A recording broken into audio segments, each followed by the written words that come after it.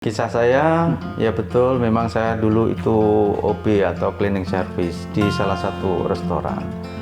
Kedua orang tua saya nangis, "Tik, kamu kerja kok di restoran, puasa-puasa kok melayani orang makan, dosa." Itu ya sempat ngepel, diajak, diinjek-injek. Astagfirullah. Anda mentang-mentang udah jadi manajer sekarang, suatu saat Anda kebalik, Anda jadi bawahan saya.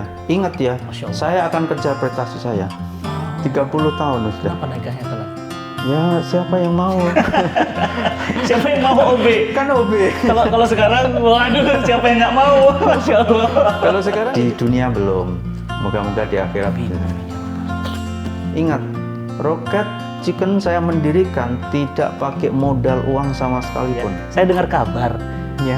banyak ngumrohin karyawan juga, Pak. Jangan-jangan itu rahasia pertolongan Allah. Alhamdulillah. Berapa setahun, Pak?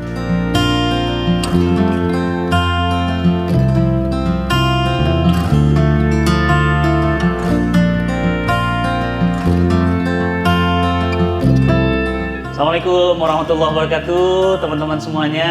Alhamdulillah, pagi ini teman-teman semuanya dapat satu kisah lagi, inspirasi lagi dari Kata UFK. Udah nonton kan Kata UFK itu, Masya Allah ya, luar biasa. Kita ketemu dengan orang-orang yang penuh dengan energi, inspirasi, dan motivasinya luar biasa dalam ketaatan. Dan pada Kata UFK kali ini, teman-teman semuanya, saya ingin memperkenalkan dengan satu sosok yang Masya Allah ya, saya ngikutin ya cerita kisahnya. Saya bilang, saya harus ketemu beliau di Jogja, harus datang ke sana. Dan Alhamdulillah kebetulan sedang di Jogja dan Allah pertemukan ya.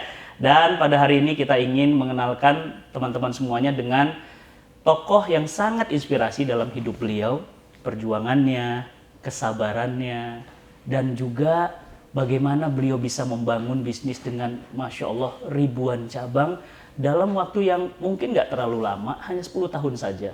Tapi Masya Allah beliau juga sangat peduli kepada hal-hal yang sifatnya berbagi, menginspirasi tim, dan yang lainnya. Kita kenalin dulu dengan Pak Haji Nurul. Masya Allah, beliau adalah pemilik Rocket Chicken. Assalamualaikum, Pak. Waalaikumsalam warahmatullahi Masya wabarakatuh. Allah, senang banget bisa ketemu. Kasih. Alhamdulillah, begitu masuk ruangan, saya malah ditodong suruh ngisi kajian. Masya Allah. Pak, teman-teman di Kata UFK ini, Cinta Quran TV, pingin belajar dan pingin tahu lebih banyak. Kan dulu dengar kabar nih, banyak yang di sosial media beredar, oh dulunya kan cuma OB, tukang bersih-bersih di sebuah usaha ya fried chicken gitu. Ya namanya OB itu kan ya udahlah, sampai mohon maaf ya sampai dulu juga ya OB aja gitu kan. Tapi ini malah membuat usaha, memperkerjakan puluhan ribu orang. Masya Allah, ini luar biasa. Bisa cerita Pak, awal kisahnya itu gimana kok bisa begini gitu ya? Singkatnya teman-teman pada pingin tahu. Saya minder, saya bingung ini berhadapan sama Ustadz ini. Allah Akbar. Saya kalau salah custom nih Ustadz. Nah, Saya juga selesai nih, juga ada custom santai. janjian langsung pergi, jadi wadah. Enggak apa-apa Pak. Jadi kalau belajar saya bingung, saya bukan guru ya. Masya Allah. Tapi kalau cerita-cerita sih semampu saya Tat. Jadi apa tadi, masalah apa? Awalnya itu Pak. Awal kita mendirikan kisah saya, ya betul, memang saya dulu itu OB atau cleaning service di salah satu restoran. Ya prinsip saya, kalau itu kerjaan apapun, kalau itu kita cintai, kita sayangi, kita tekunin, kita rawat, kita pupuk, itu kan insya Allah pekerjaan itu akan memberikan kasih sayang kepada kita juga gitu. Ibaratnya binatang sebuah apapun, kalau kita memberikan kasih sayang, juga akan memberikan kasih sayang ke yang merawat juga. Berapa lama Pak jadi OB?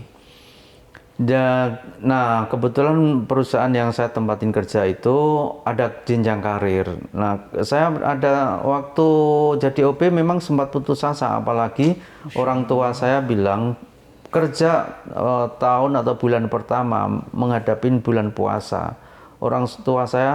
Kedua orang tua saya nangis. Ti, kalau keluarga itu panggilnya Ati. Ati, kamu kerja kok di restoran, puasa-puasa kok melayani orang makan, dosa. Gimana kamu kerja kok kayak gitu? Saya nangis juga. Jadi saya nangis, orang tua nangis. Saya nyari kerja, saya lulus SMA nganggur hampir 2 tahun, nggak bisa kerja, dapatnya sebagai cleaning service di restoran. ini kerjaan saya. Kalau saya nggak kerja berarti saya dikeluarkan. Untung saya punya kakak ipar yang ngerti agama. Mak, Ibu, enggak apa-apa, itu kerjanya. Tidak semua orang berpuasa, ada yang nggak puasa. Jadi nggak apa-apa dia kerja, adik kerja nggak apa-apa. Insya Allah nanti suatu saat ya kerjaan itu memberikan barokah buat adik saya, biar ditekunin. Kisahnya ya seperti itu, ya sempat ngepel diajak, diinjek-injek, Astagfirullah. pakai topi, dipegang. Emang Ya panas ya Mas, kerja kok pakai topi, ruangan ber-AC. Sini Ngobatin gimana itu saya sedihnya, bilang gitu sih ya. Ya tapi ini adalah alma mater, ini adalah kerjaan saya. Kalau saya tidak pakai uniform, pastikan nggak digini, nggak boleh kerja. Tapi waktu itu punya cita-cita nggak Pak? Mohon maaf, biasanya kan OB, apa cita-citanya? Nggak ada cita-cita gitu, nggak punya tujuan gitu. Sebetulnya kalau cita-cita nggak ada terlalu tinggi, cuman saya melihat perusahaan ini memberikan peluang, tidak membatasi pendidikan. Jadi siapa yang lebih baik, siapa memang yang berprestasi, memberikan kedudukan yang sama. Ini kelebihan perusahaan saya yang waktu itu. Karena dulu saya masuk pertama kali, manajer saya itu sudah pakai dasi, lulusan Akubang ya. Saya ngepel itu sudah paling bersih, sampai teman saya kalau saya ngepel itu tidur di lantai. Wah sih Nurul ngepel bersih kayak di masjid gitu. Tiduran itu padahal. Katanya paling bersih gitu. Tapi saya selalu masih disalahin, salah terus. Ini kamu salah gini. Terkadang kan boleh ya, kita harus sabar. Orang kan ada kebatasan kesabarannya juga. Jadi saya bilang gini, awas ya Pak, Anda sebagai manajer ya, Anda ngepel belum tentu benar. Anda ngepel belum tentu lebih bersih dari saya. Saya sempat emosi karena batas emosi kita mengendalikan dari ini. Anda mentang-mentang jadi manajer sekarang, suatu saat Anda kebalik. Allah. Anda jadi bawahan saya. Ingat ya, saya akan kejar prestasi saya. Merinding saya Pak. Dan benar suatu saat berapa tahun, beliau jadi bawahan saya. Disinilah sebagai leader yang tadinya bawahan, luar biasa. Jadi atasan. Ini yang kalau saya disepelekan lagi, staf saya nggak akan respect ke saya. Akhirnya ini atasan dulu saya, jadi kalau manggil saya Nurul, kalau saya atasannya ke dia panggil Pak. Saya panggil dua-duanya itu yang tadi atasan, duduk gini. Kamu itu nggak becus kerja. Kalau becus kerja mestinya jadi atasan saya. Atasan panggil bawahan aja panggil Pak. Sekarang atasan panggil bawahan nggak panggil atasan kok Nurul gitu loh. Anda nggak becus kerja. Kalau bisa ngikutin nggak sistem kerja manajemen? Kalau nggak bisa keluar atau ngikutin aturan gitu. Gitu. Akhirnya ya Pak minta maaf Pak. Kalau di luar silahkan mau panggil Nurul silahkan. Saya belum pacar aja belum punya gitu. Gitu. Usia berapa waktu itu Pak? Saya nikah kan telat. 30 tahun sudah. Kenapa nikahnya telat? Ya siapa yang mau? Siapa yang mau OB? Kan OB.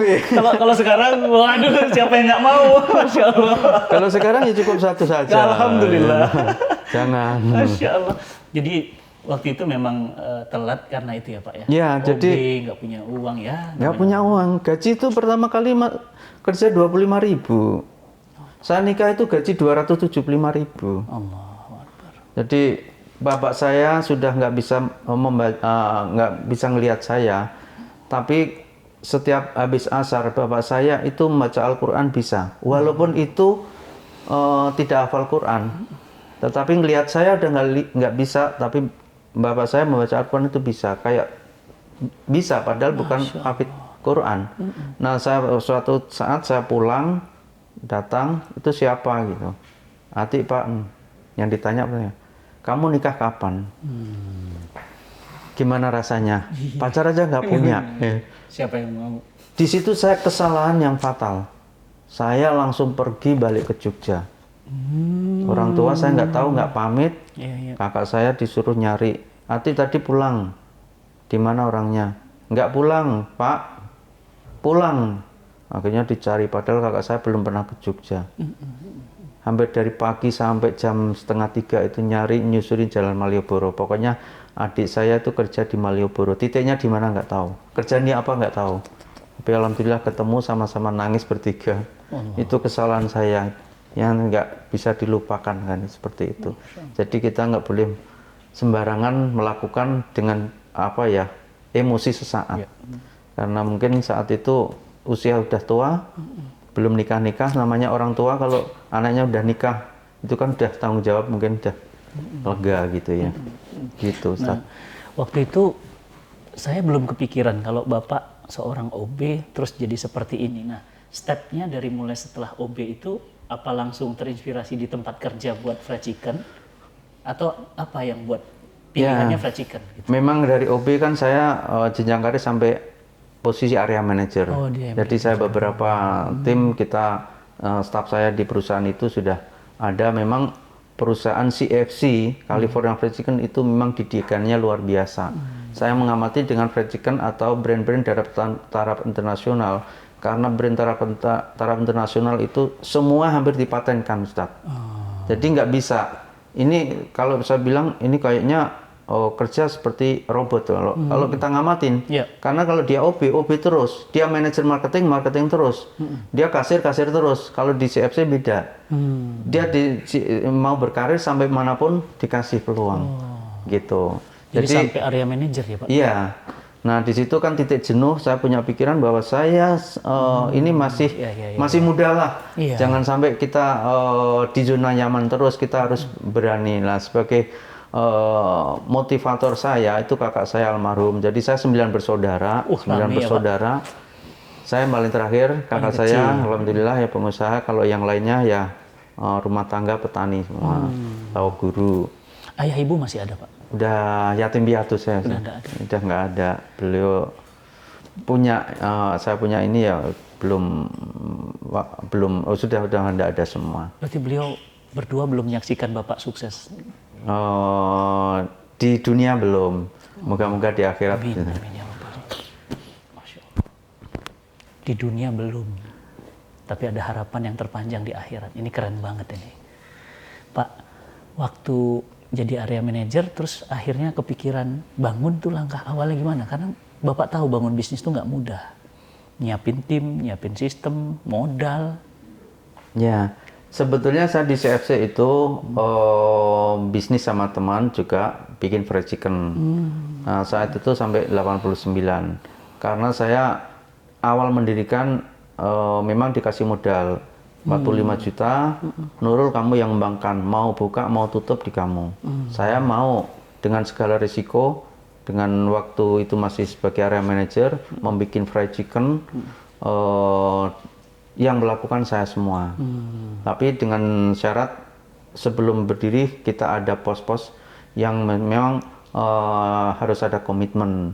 Salah satunya ya kesejahteraan.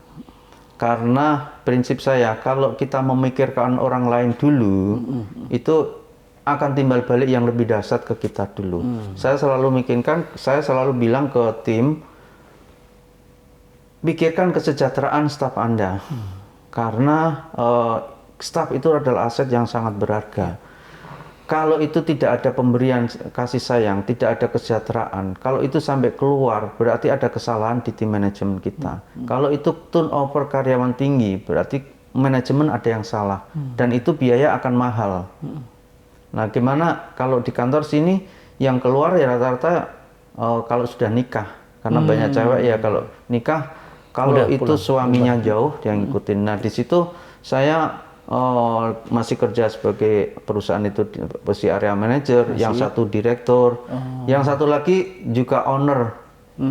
Jadi merangkap tiga. Satu ownernya ini saya sebagai owner gorengan, nasi pisang goreng tahu Sumedang. Oh, jualan pisang goreng juga? Iya, di tepi jalan pakai itu. Jadi anak saya usia 9 bulan masih merangkak itu, saya masih jualan pisang goreng tahu Sumedang di tepi jalan Purwomarta di sana. Di daerah mana Pak? Kalasan. Oh, Kalasan.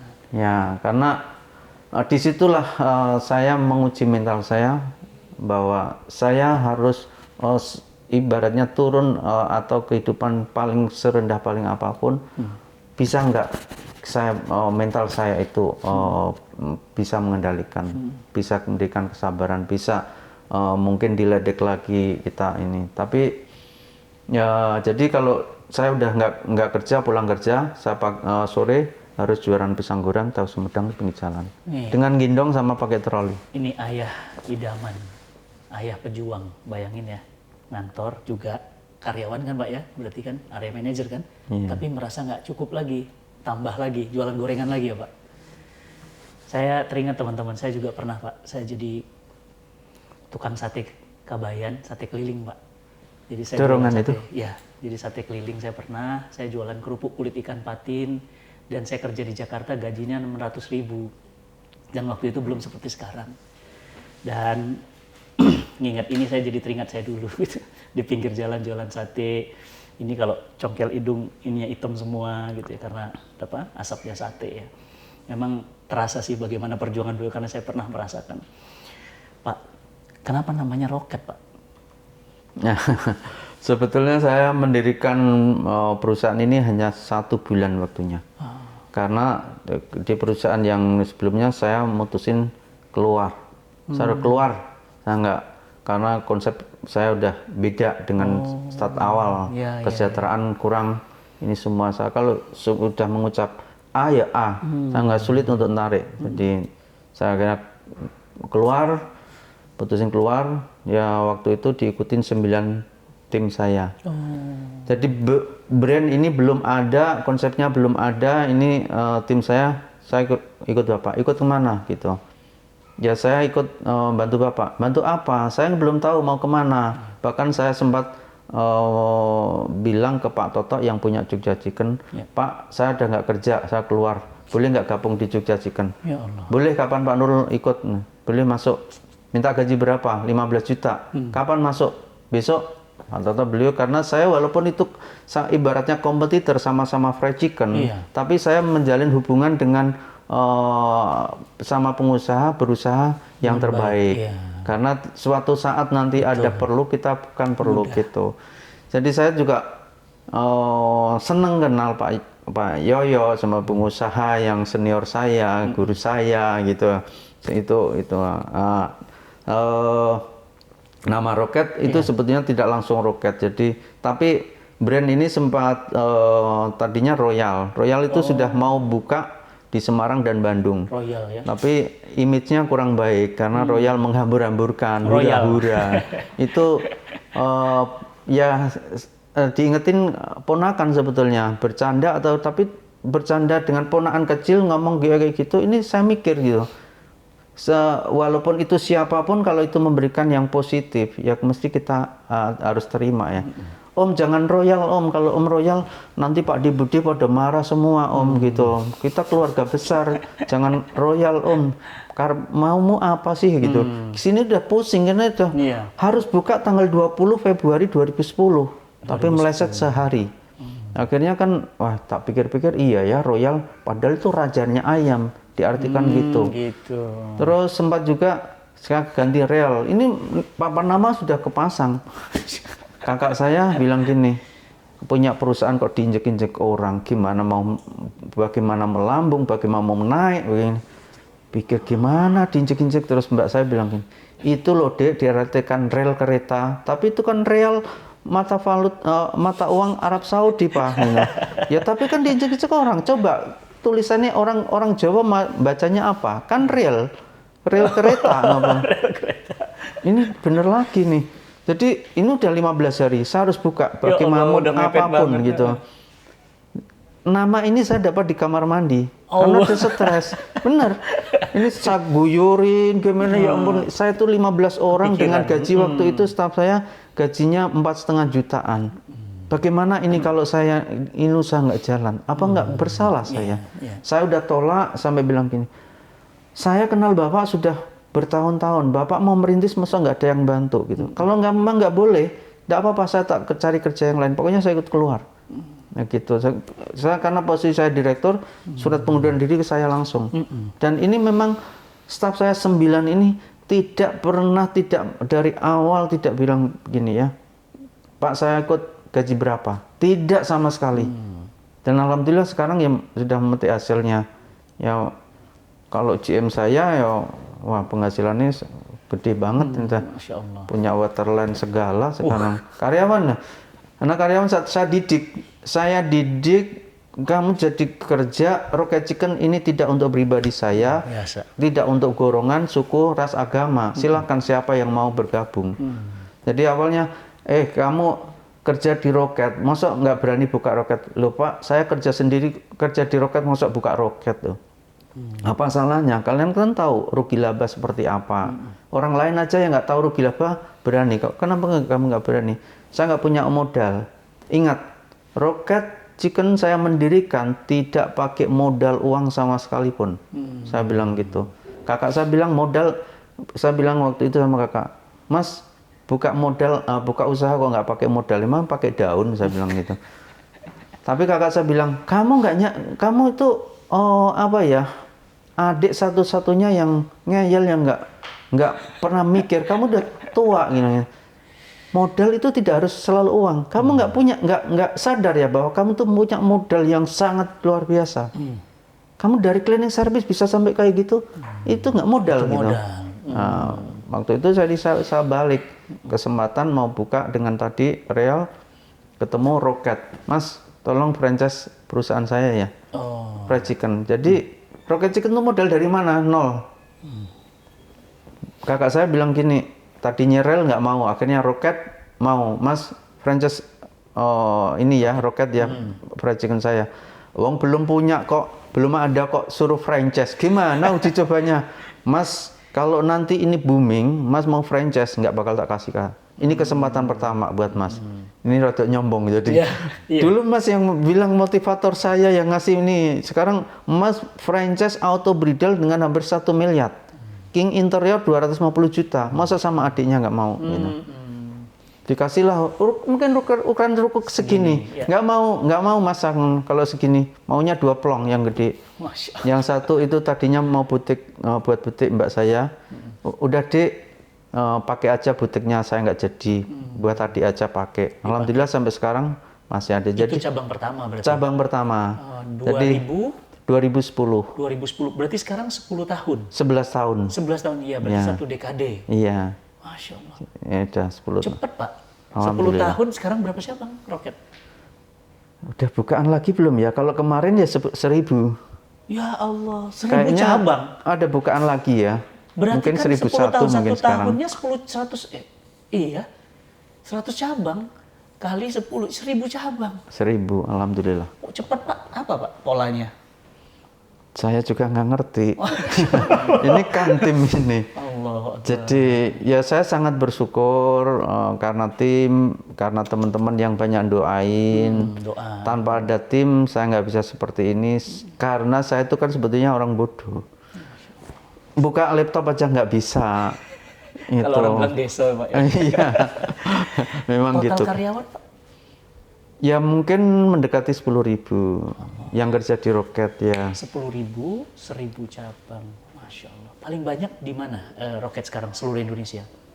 Ya kalau dibilang Jateng, DIY, ya memang kita Rocket itu kan per kota kalau sudah penuh baru pindah kota lagi. Jadi di Indonesia yang belum itu kan Sulawesi belum. Aceh belum. Oh teman-teman ada kesempatan. Papua belum. Kalau ada yang mau buka bisa Pak? Untuk Sulawesi misalnya? Saya sampai akhir tahun ini masih fokus Jawa Barat.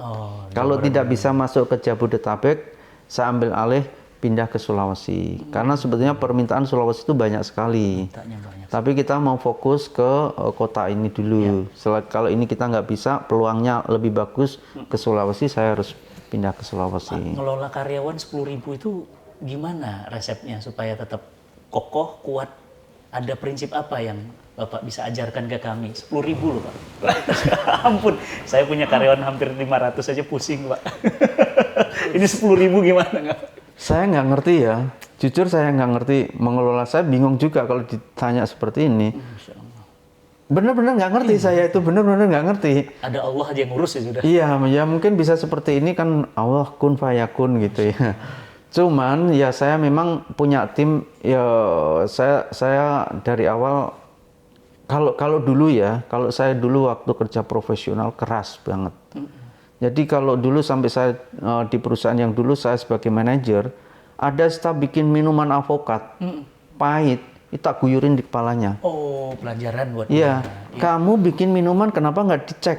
Ini kalau sudah sampai customer nggak akan balik. Tahu nggak, tamu itu yang memberikan kehidupan ke kita. Tanpa ada customer, tanpa tidak ada tamu. Dan itu dalilnya ada, Ustadz kan tahu ya. Tamu itu kalau Tamu itu dimuliakan, iya, seperti itu. Nah ini kalau terjadi seperti itu, tapi setelah saya punya perusahaan ini, saya berubah total. Kalau saya tuh marah mendingan diem pergi. Kalau dulu main siram. Iya, main siram, apalagi nyuri. Seguyur pakai air dari tempat cuci piring itu. Cua. Yang untung kan cuma satu orang. Iya. Yang rugi berapa? Dampaknya seperti apa? Kalau sekarang saya kebalik sekarang. Kalau itu ada sampai mencuri, berarti atasannya nggak benar. Berarti ini nggak pernah kontrol, nggak pernah dikasih bimbingan. Ini berarti kesalahan sebagai atasan. Sama, ya saya ada customer komplain marah sebesar apapun, saya yang salah. Karena saya memang yang menciptakan, bukan staf saya, karena saya belum banyak mendidik. Tapi kalau kita udah didik, kita arahkan masih ini terus, ya mau nggak mau, ya kan mesti harus kita bina dulu, rebina. Kalau nggak bisa terus kan kita binasakan. Gitu. Jadi ini pandemi 2 tahun loh Pak, kerasa Pak? Jelok. Kebetulan namanya fried chicken itu kan kalau dimasak, digoreng, dimakan itu kalau di outlet itu kan standarnya 2 jam. Iya. Untuk disajikan. Kalau itu sampai dari pagi sampai sore pun masih bisa. Jadi alhamdulillah dibilang kena dampak, kena, tapi nggak separah mungkin restoran-restoran yang harus disajikan di tempat situ ya. Ada buangin karyawan, ngurangin? Justru tidak. Kita malah nambah cukup banyak. Bahkan pandemi malah nambah karyawan. Iya. Jadi dulu saya merekrut untuk accounting di kantor itu paling enggak 15-20 hari, yang lamar paling 5-6. Nah, pandemi saya butuh accounting, admin pajak di kantor ini 2 hari itu 300 yang lamar. Jadi kelabakan 300. banyak sekali. Ini apa ini? Ada lowongan Pak. Ya ampun, saya pandemi tapi bisa sampai saya kan suka pelihara burung. Nah, taruh di depan Sama situ. kita Pak, pelihara burung Pak. Siapa tahu nanti kita bisa ngobrol tentang burung. Itu karena berjubel-jubel, karena rendah, mungkin ketabrak sendul, hilang burungnya. Aduh, burungnya mana ini? Tadi kan orang banyak ya. Ya oh, sudah. karena banyak orang datang. Iya. Masya Allah. Ya Allah. Nah itu kalau pandemi nggak terlalu terasa gitu ya. Saya dengar kabar. Ya. Banyak ngumrohin karyawan juga Pak. Jangan-jangan itu rahasia pertolongan Allah. Alhamdulillah. Berapa setahun Pak? Jadi konsep dari awal kan memang saya gini ya ke tim, ada kesejahteraan, ada untuk dana ibadah. Nah itu dana ibadah sekian persen dari keuntungan harus disisakan. Jadi kalau kemarin 2019 terakhir, kalau setahun ya sekitar 45 sampai 50. Perusahaan-perusahaan kelas dunia, perusahaan-perusahaan multinasional corporate nggak pernah memperhatikan umroh karyawan. Tapi beliau dengan kesederhanaannya, pengelolaan yang biasa-biasa, tapi 45 orang. Ya. Nah ini kan nggak pandemi udah 2 tahun nih nggak, berarti tumpuk dong jatah umrohnya. Jadi kemarin tak hitung-hitung itu sekitar 250-an. Allahu Akbar. Wah, travelnya langsung full. Jadi saya raker kemarin, coba kita hitung kalau kita memberangkatkan umroh berapa? Sekitar 250-an, Pak. Kalau bisa dipenuhin satu pesawat kita charter ya. Iya, satu gitu. pesawat sendiri. Atau malah sama pesawatnya ya, Royal Air, bukan Royal, Rocket Air. Masya Allah. Bang Sune satu. Terakhir haji tahun berapa? 2018. Alhamdulillah. Iya. Jadi di manajemen ini ya kemarin sudah ke level supervisor. Kalau level manajemen banyak kan sudah umroh, dan ada beberapa yang kita memang sudah daftarkan haji. Allah, ya Allah, nikmatnya. Masya Allah, itu Pak kayaknya jalan pertolongan Allah tuh, dari jalan yang kita kadang-kadang nggak bisa matematika kayak ini. Mungkin saya lihat sih dari situ. Terus berbagi kepada masyarakat, program apa kira-kira dari Rocket? Malu nanti kalau dibilang riak nanti. Tapi Program sosial. namanya ini ya Ustadz ya, ya ini minta masukan ya. Memberi lebih baik kan katanya tangan kanan memberi, tangan kiri nggak boleh ngelihat gitu. Tapi kan namanya orang pengusaha, orang usaha itu kan perlu media sosial, promo juga ya. supaya orang Terkadang saya seperti itu ya. Sedekah dilihat-lihatin, mau dilihatin nggak dilihatin, prinsip saya kalau memang dapat pahala sama. Kita berdoa itu tujuannya apa? Karena ada tujuan juga ya. Betul. Kita sedekah tujuannya apa? Dapat pahala. Ya, itu tergantung diterima apa enggak kan. Allah alam yang tahu ya. Jadi ya kalau teman-teman di outlet itu biasanya setiap Jumat ke minggu ketiga itu kan bagi-bagi Jumat berkah gitu. ya Berbagi. sekitar 20 25 Per outlet per outlet. kali 1.000. Itu yang punya saya sendiri. Kalau mungkin 300 kan. Kalau yang mitra itu terkadang banyak kan ngikut. Mitra kan ya banyak ngikut, bahkan maaf dari teman-teman yang dari mitra kita kan Muslim, non Muslim ada ya, Chinese juga ada, bahkan itu yang ngikutin. Kalau itu nggak ngasih, supervisor staff dimarahin. Apa sih susahnya kamu ngasih aja kok sih?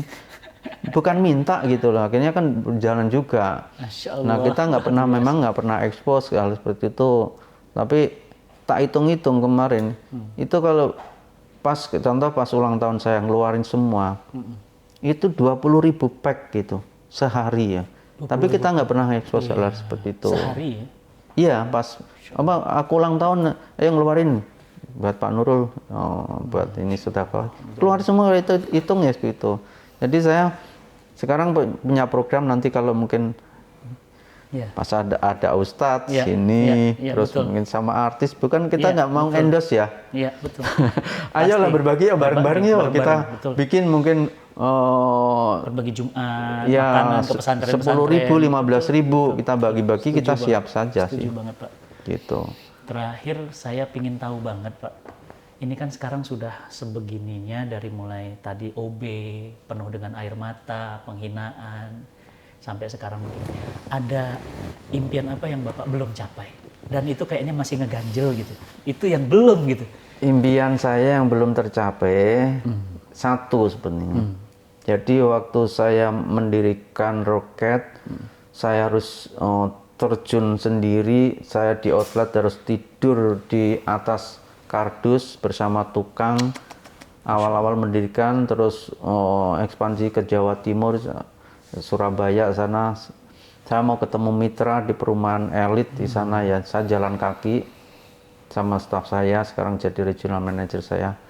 Saya bilang, Imam, besok kalau Roket bisa besar seperti ini, kalian yang ikut saya pertama kali, doain saya bisa bikinin rumah yang sama semua. Jadi kita saudara di sini, jangan sampai kita putus. Kita ini ibaratnya pejuang, bukan saya aja, kalian yang bisa menciptakan lapangan kerja juga. Dan ini alhamdulillah Tanasi sudah ada proses pengerian, dan planning saya bikin rumah 10 itu dari punya saya sendiri, GM saya, regional manager saya yang awal itu ya. Di sampingnya situ buat yayasan. Doain itu yang sedang sementara ini yayasannya TPQ, namanya Nurul Furqon. Alhamdulillah. Nah, moga-moga proses pengeringan berjalan dengan lancar, IMB jalan lancar. Nah, itu impian, tinggal bikin yayasan itu. Ada masih di kampung kita, kampung saya sendiri. Alhamdulillah, Masya Allah. Ini kisah yang luar biasa, tapi teman-teman tenang ya, ini kisahnya masih bersambung. Saya sebenarnya ingin datang langsung ke outlet, ingin makan, ingin harus ini mestinya. Itu. Insya Allah saya akan buat seri kedua, bersambung loh teman-teman ya. Ini kan baru ngobrol-ngobrolnya, belum lihat outlet, terus beliau masak, saya ingin tahu. Boleh diuji coba. Nah itu, karena banyak sekali Pak. Jadi yang udah jadi bos, terus megang bumbu udah nggak bisa. Nggak bisa. Ya kan? Saya kagum dengan Mas Yoyo gitu ya. Beliau masih hafal harga kulakan bawang hari ini. Beliau tahu harga lele hari ini. Bahkan beliau ya masak itu, saya alhamdulillah diajak beliau buka cabang yang di Kuala Lumpur, saya ikut ke sana. Beliau di dapur masak, rasa di Kuala Lumpur dengan di Jogja sama. Ini luar biasa, sama seperti beliau. Teman-teman semuanya, ikutin nanti ada seri yang kedua, saya ngevlog bareng lagi sambil masak sama beliau. Ingin belajar goreng ayam biar nggak gosong. Ya, campuran bumbunya dan yang lainnya, Masya Allah. Pak Nurul, makasih banyak. Terima kasih Ustaz. Ini teman-teman semuanya dapat energi, dan yang jadi OB, yang jadi tukang sapu, yang dihina orang, ada harapan ketika kita menggantungkan cita-cita bersama Allah. Dan tadi, kun fayakun. Allah udah katakan begitu, jadi. Iyan surkumullah fala ghalibalakum. Jika kamu sudah ditolong oleh Allah, tidak ada yang bisa mengalahkan kamu. Kita belajar ya dari Pak Nurul, ikuti terus, dan jangan lupa teman-teman semuanya doakan ya, mudah-mudahan insya Allah Rocket Chicken semakin besar, menginspirasi dan terus menjadi motivasi bagi kita semua. Terima kasih Pak Nurul. Sama-sama. Semoga bermanfaat teman-teman semuanya. Kita ketemu lagi di sesi berikutnya. Assalamualaikum warahmatullahi wabarakatuh. Waalaikumsalam warahmatullahi wabarakatuh.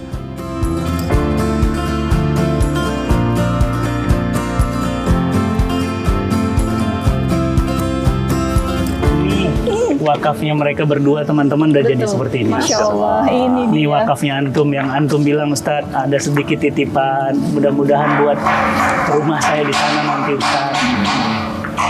Haji, ini amanahnya antum, amanahnya Mbak Dini, saya nggak mau kecewain, amanahnya Dewi, amanah teman-teman seluruh Indonesia. Alhamdulillah sudah jadi. Dan Masya Allah, bulan ini udah terima santri. Jadi bayangin mereka bacain Quran buat antum terus. Masya Allah, aku ini Masya Allah. Ih, Mbak Dini nangis beneran. Ini bukan rekayasa lo ya, Mbak bukan Dini ya. nangis beneran.